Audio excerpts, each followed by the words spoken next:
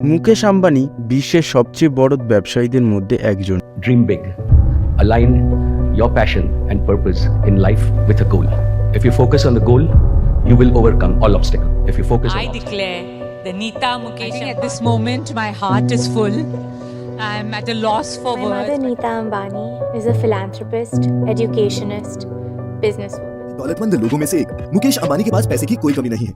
শখ পূরণ করতে নীতা আম্বানি কিনলেন এই বহুমূল্য রোবট। দাম এবং কাজ শুনলে কপালে চোখ উঠবে আপনারও। মুকেশ আম্বানি বিশ্বের সবচেয়ে বড় ব্যবসায়ীদের মধ্যে একজন। তার টাকার অভাব নেই, এটা পুরো বিশ্বেরই জানা। তারা খুব সহজেই সবচেয়ে দামি জিনিসটি কিনতে পারে। শখ মেটাতে আম্বানি পরিবারকে কখনোই মধ্যবিত্ত পরিবারের মতো চিন্তা করতে হয় না। মুকেশ আম্বানি ও নীতা আম্বানির ঈশা, আকাশ ও অনন্ত নামে 3টি সন্তান রয়েছে। এই পরিবারের সবচেয়ে জনপ্রিয় ব্যক্তিত্ব হলেন মুকেশ আম্বানির স্ত্রী নীতা আম্বানি। নীতা আম্বানি সম্প্রতি বিশ্বের সবচেয়ে দামি রোবটটি কিনেছেন। সম্প্রতি এই রোবটের কারণে সকলের সামনে এসেছেন নীতা আম্বানি।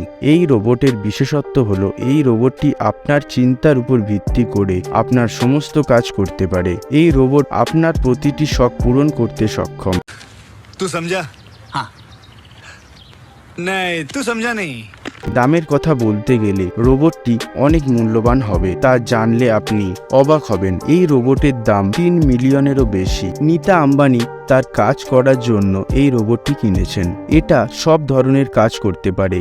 নীতা আম্বানি তার বাড়ির কাজ করার জন্য এই রোবটটিকে কিনেছিলেন। তিনি তার জীবনযাত্রা নিয়ে অনেক আলোচনায় থাকেন। তিনি একজন রানীর মতো জীবনযাপন করেন। নীতা আম্বানির সকালের চায়ের দামই হলো 3 লক্ষ টাকা। তিনি তার স্বাস্থ্যের জন্য অনেক টাকা খরচ করে থাকেন।